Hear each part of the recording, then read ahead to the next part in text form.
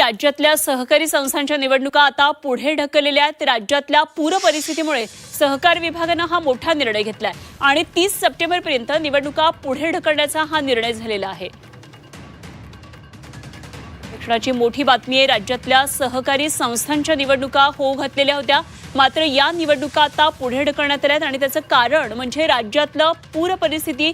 सहकार विभागानं हा मोठा निर्णय घेतलेला आहे आणि 30 सप्टेंबरपर्यंत निवडणुका पुढे ढकलण्याचा निर्णय झालाय।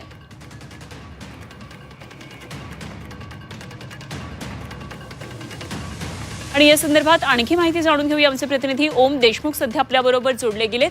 ओम, सहकार विभागानं मोठा निर्णय घेतलाय, निवडणुका आता सहकारी संस्थांच्या पुढे ढकलण्यात आल्याचं कळतंय। काय नेमके या संदर्भातले आणखी तपशील आहेत?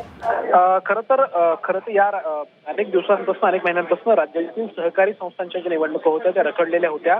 त्या संदर्भामध्ये प्राधिकरणामार्फत राज्य सरकारच्या निवडणूक प्राधिकरणाच्या माध्यमातून काही गोष्टी ज्या होत्या त्या राबवल्या जात होत्या, परंतु राज्यातील महसूल आणि वन विभागानं दिलेल्या माहितीच्या अनुषंगानं 18 ऑगस्ट पर्यंत राज्यात 30 पेक्षा अधिक जिल्ह्यात 80% पेक्षा जास्त पाऊस झाला। त्यामुळे आणि त्यातल्या त्यात 15 जिल्ह्यांचा जो पाऊस आहे तो 100% पेक्षा जास्त आहे। त्यामुळे या सगळ्या गोष्टी लक्षात घेता राज्यात होऊ घातलेल्या सहकारी संस्थांच्या निवडणुका 30 सप्टेंबर पर्यंत पुढे ढकलण्याचा शासकीय आदेश काढण्यात आला। त्यामुळे अनेक दिवसांपासून प्रतीक्षा या निवडणुका पुन्हा एकदा नैसर्गिक आपत्तीचं कारण देऊन पुढे ढकलण्यात आलेल्या आदेशावरून स्पष्ट होते। ठीक, ओम, धन्यवाद दिलेल्या या सगळ्या सविस्तर माहितीसाठी। ओम देशमुख आमचे प्रतिनिधी आपल्याबरोबर होते।